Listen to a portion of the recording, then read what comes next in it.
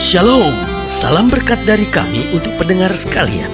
Saat ini pendengar akan diberkati dengan program Hari Ini Harinya Tuhan bagian yang ke-8. Sebuah program rohani tentang doktrin Alkitab yang menolong kita untuk semakin tertanam dalam kebenaran firman dan bertumbuh dalam kemuliaan. Bersama hambanya, Pendeta Gilbert Lumwendong, STH.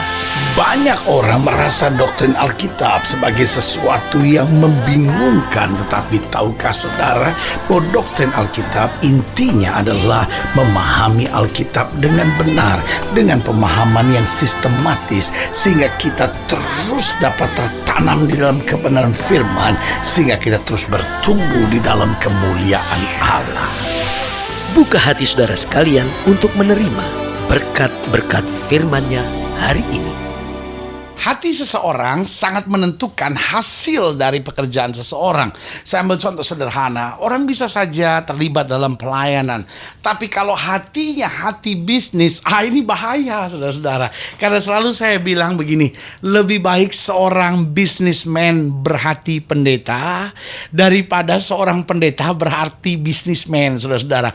Karena kalau seorang businessman berhati pendeta, itu luar biasa, saudara-saudara. Tapi kalau seorang pendeta berhati bisnismen, ini sesuatu yang sangat bahaya. Karena seorang dalam bisnisnya, kerinduannya untuk melayani Tuhan, dengan berkat yang ada padanya, dengan kesuksesan yang ada padanya, dia rindu untuk melayani Tuhan. Ini luar biasa sekali. Saya suka ketemu, saya lihat ini bisnismen kok hatinya hati pendeta banget gitu. Wah, luar biasa, Tuhan bekerja lewat hidupnya, lewat keluarganya. Tapi sebaliknya, kadang-kadang saya ketemu orang yang saya pikir, aduh ini kok pendeta hatinya bisnis banget gitu. Yang dia pikirkan cuma keuntungan, yang dia pikirkan cuma untung ruginya bagaimana, perhitungan-perhitungan bisnis. Wah, saudaraku yang kasih dalam Tuhan, itu yang penting hati kita. Jangan sampai kita terlibat dalam kegiatan-kegiatan rohani, jangan sampai kita terlibat dalam kegiatan-kegiatan pelayanan, tapi hati kita nggak tertuju untuk pelayanan. Karena kalau selama hati kita tertuju untuk pelayanan, aduh saudara, dalam melayani Tuhan tuh tantangan pasti ada, masalah pasti ada, persoalan-persoalan hidup tuh pasti ada.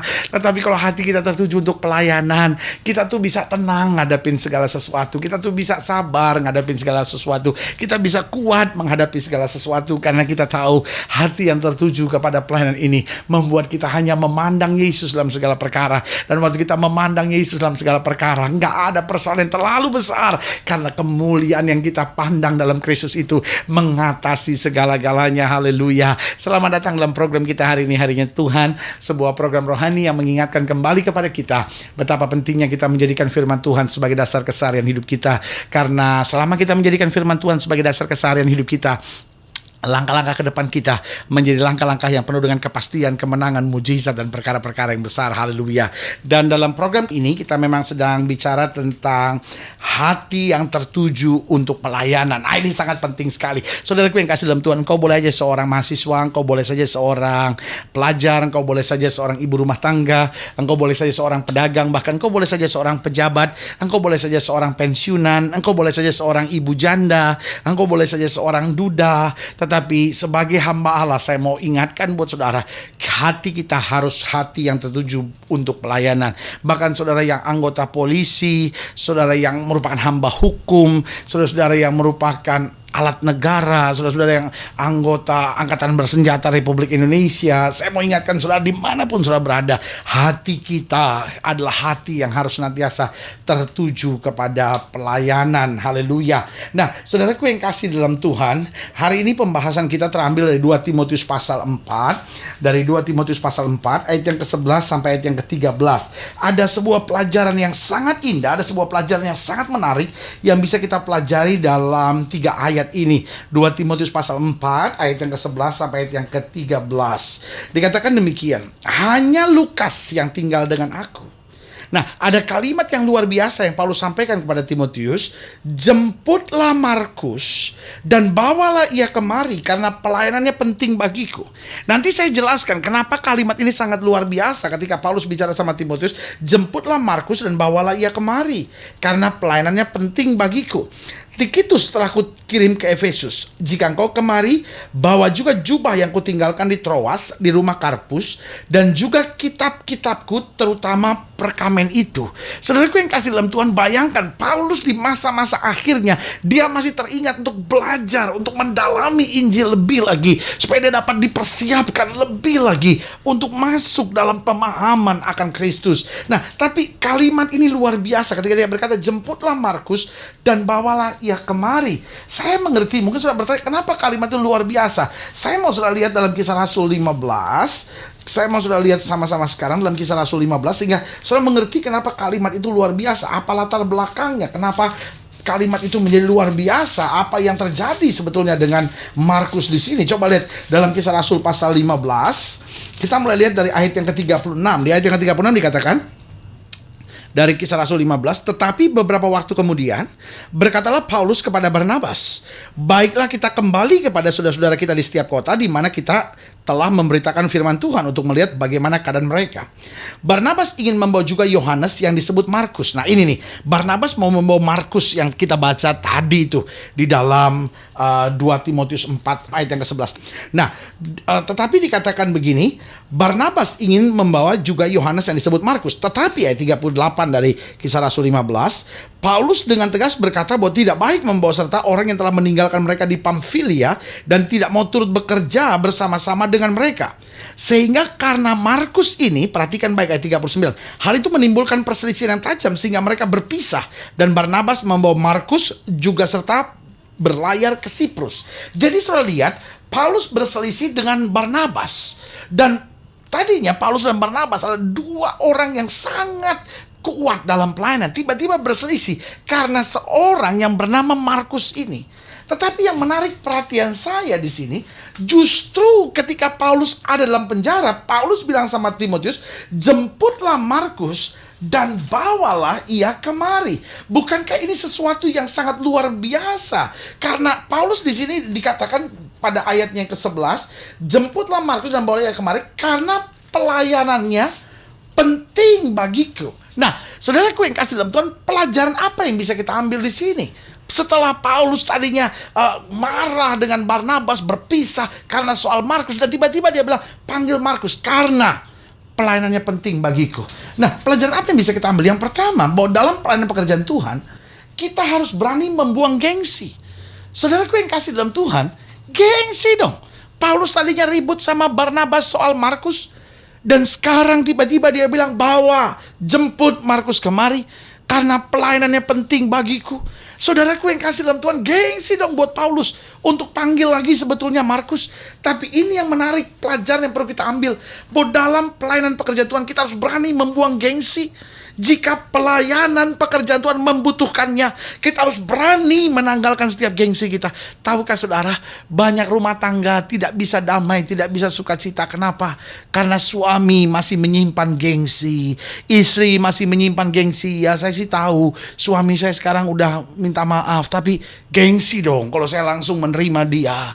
Lalu istri-istri juga sama, suami-suami juga sama. Wah, kalau istri saya udah begitu lalu saya masih ampuni. Wah, gengsi dong saya. Ada banyak keributan. Kalau saya mulai duluan, saya kan udah marah sama dia. Kalau saya tiba-tiba yang mulai ngomong duluan, gengsi dong saya. Kalau dia nggak mau ngomong duluan, ya udah. Kalau kita udah pisah kamar kok. Lalu kalau saya mesti baikan duluan sama dia, sorry ya, muka saya mau ditaruh di mana? Nah, ini saudara-saudara, persoalan kita seringkali gengsi kita itu. Di dalam Kristus tidak ada gengsi, karena kita cuma hamba-hamba yang tak berguna, kata Paulus, yang diselamatkan oleh anugerah.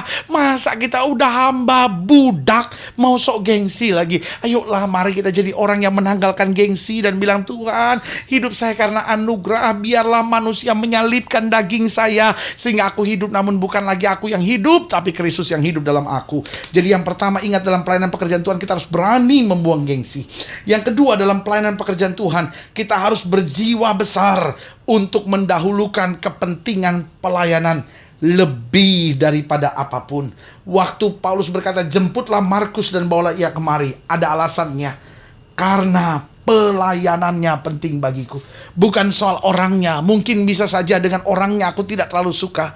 Tapi kalau pelayanan membutuhkan, Kenapa kita nggak punya jiwa besar? Saudaraku yang kasih dalam Tuhan, ada banyak orang yang punya karunia besar tapi punya jiwa kerdil. Ada banyak orang yang usianya sudah dewasa tapi jiwanya masih jiwa kekanak-kanakan. Sebagai hamba Tuhan, saya mau ingatkan buat saudara, ayo mari kita punya jiwa besar.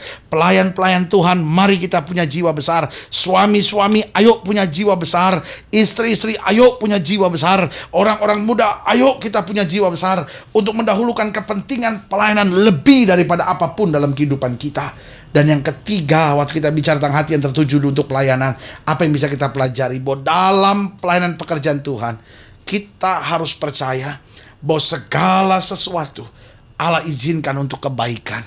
Kita harus percaya bahwa segala sesuatu Allah izinkan untuk kebaikan. Karena kita tahu bahwa kita sudah terlibat dalam pelayanan pekerjaan Tuhan. Kita sudah serahkan hidup kita hanya kepada Tuhan. Kenapa kita masih berpikir, aduh, tapi kan hati saya masih sakit, tapi hati saya kan masih kecewa. Kalau Allah izinkan persoalan tadinya itu antara Paulus dan Barnabas berpisah karena Markus ini, toh masing-masing meluaskan pekerjaan Tuhan lebih lagi. Tadinya mereka hanya pergi ke satu tempat, Paulus dan Barnabas. Tapi sekarang justru dengan perpisahan mereka, mereka lebih jauh lagi bisa pergi. Masing-masing ke kota, masing-masing memberitakan firman. Yang menarik, tidak saling menjelekkan satu sama lainnya. Tidak saling menyerang satu sama lainnya. Saudaraku, kadangkala saya pikir ada saatnya gereja berpikir gini, oh, saya pelayanannya ke kota, yang lain bilang pelayanan kita ke desa. Lalu mulai terjadi perpecahan. Ada baiknya yang satu ke kota, satu ke desa. Tapi ingat, jangan saling menyerang.